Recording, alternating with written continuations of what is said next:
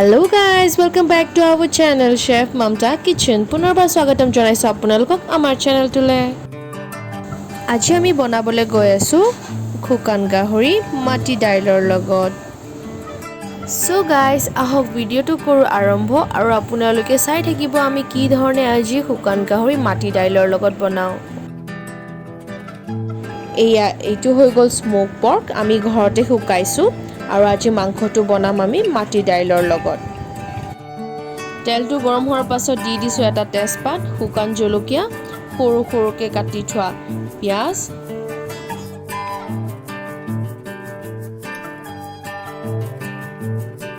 পিয়াজ, তেজপাত আৰু শুকান জলকীয়া দিয়াৰ পাছত অলপ দেৰিভাৱে ফ্ৰাই কৰিব লাগিব। এতিয়া দিছো আদা নহৰু পেষ্ট। আদা নহৰু পেষ্টটো দিয়াৰ পাছত কৰিব লাগিব অলপ দেৰিভাৱে ফ্ৰাই।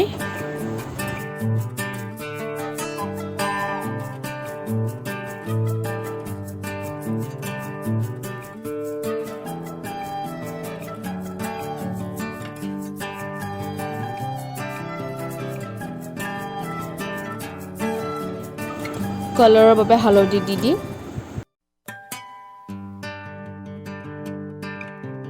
মছলাবোৰ অলপ দেৰি বাবে ফ্ৰাই হোৱাৰ পাছত ইয়াতে দি দিম আমাৰ স্মোক পৰ্ক। স্মোক পৰ্কটো দিয়াৰ পাছত আমি অলপ দেৰি বাবে ফ্ৰাই কৰিম।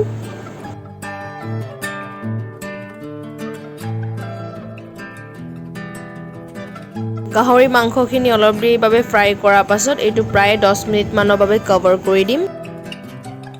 অলপ দেৰি পাছত যেতিয়া কভাৰটো গুছালো মাংসটো এনেকুৱা দেখিবলৈ হৈছে, মাংসটো ধুনীয়াকৈ ফ্ৰাই হৈ গৈছে। এতিয়া ইয়াতে দি দিম আমাৰ মাটি দাইল।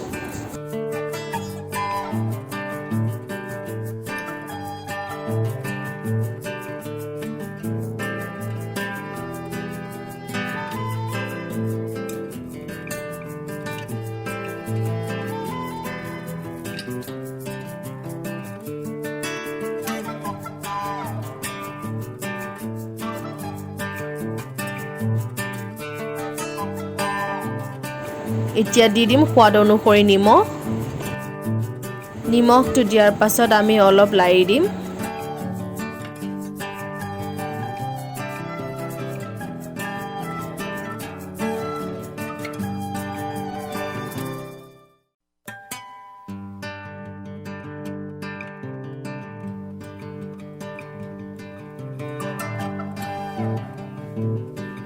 অলপ গণমৰিচ দি দিছো।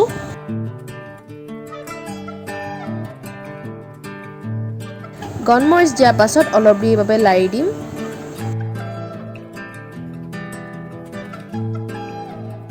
পানী দিয়াৰ আগত আমি গাহৰি মাংস আৰু মাটি দাইলটো অলপ দেৰিভাৱে ফ্ৰাই কৰি লৈছোঁ।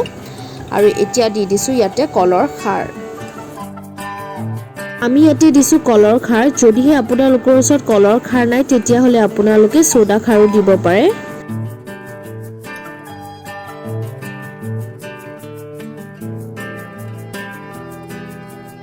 এতিয়া মাংস আৰু মাটি দাইলটো সিজিবলৈ আমি ইয়াতে দি দিছোঁ পানী।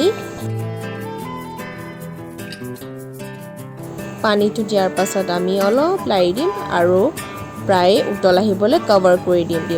15-20 মিনিট মানৰ পাছত যেতিয়া কভাৰটো গুচালোঁ এনেকুৱাকৈ উতল আহি গৈছে। এতিয়া দি দিছোঁ কেইটামান মান ধনিয়া ওপৰৰ পৰা। মান ধনিয়াটো দিয়াৰ পাছত অলপ দেৰি লাৰি দিম।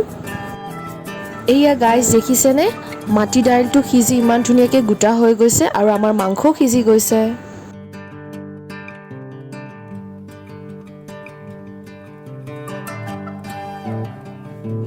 লাষ্টৰ সময়ত মাংসটো নুমোৱাৰ আগত ইয়াতে দি দিছোঁ আদা নহৰু পেষ্ট।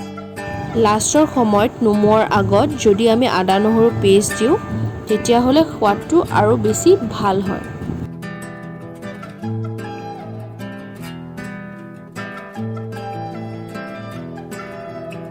So guys, মাংসটো আমি সাৰ্ভ কৰি দিলোঁ।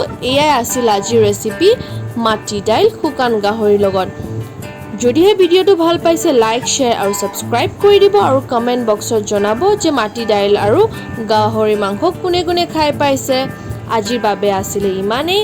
Thank you and by.